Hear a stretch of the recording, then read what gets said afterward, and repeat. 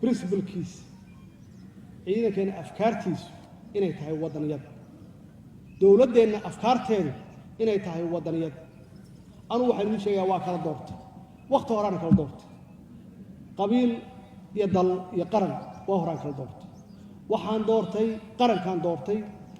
waxaan ugu shaqeynayaa si wadaniyad ay ku jirtaan ugu shaqeynaya patriotism ay ku jirtaan ugu shaqeynaya qofkii aqliga raba qabiil inuu dowlad kula dhex joogo ama ciidan kula dhex joogo ogaada meel iga qora waa qof xanuunsan ama waa qof hadda dhashay maxaa yeelay waa soo arag ciidan iyo dal ku dhisan wadaniyad iyo mabaadii guud waa soo arag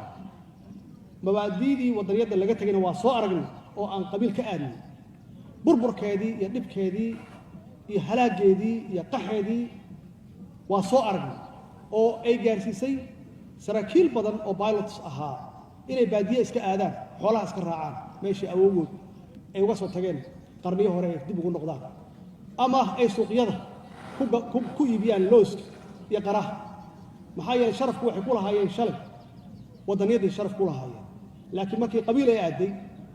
dee waxaa soo gelaysaa qof kale isbaaradiis marka waa inaa aadaadna isbaaradaada meesha reerkaagu joogina aada wey reerkaagana wuxuu ku siin karo keliya waa wixii 40 sano 70 sano 80 sano ay ku noolaayeen oo aan horumar lahayn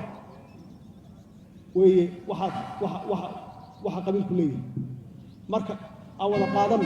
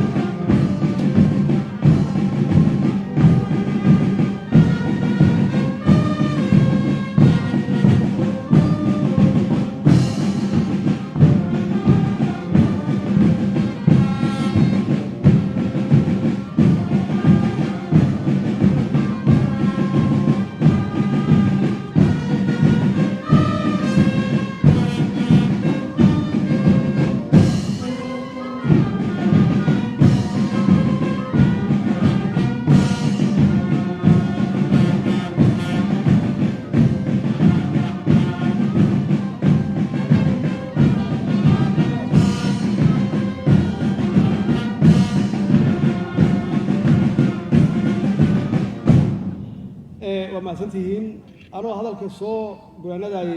بامبيدا يقصو قليل ومحسنين هذا الكي وحكو كوبين هاي ولا ليال حدان دونين هرمر حدان دونين إن الله ترتنا عالمك حدان دونين شعب عافمات قبا أن قادنو مبادئ وطنية وباتريوتيزم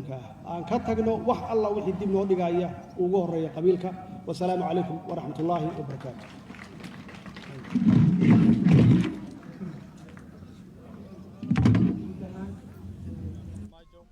oo ka hadlayay munaasabada 12 Abriil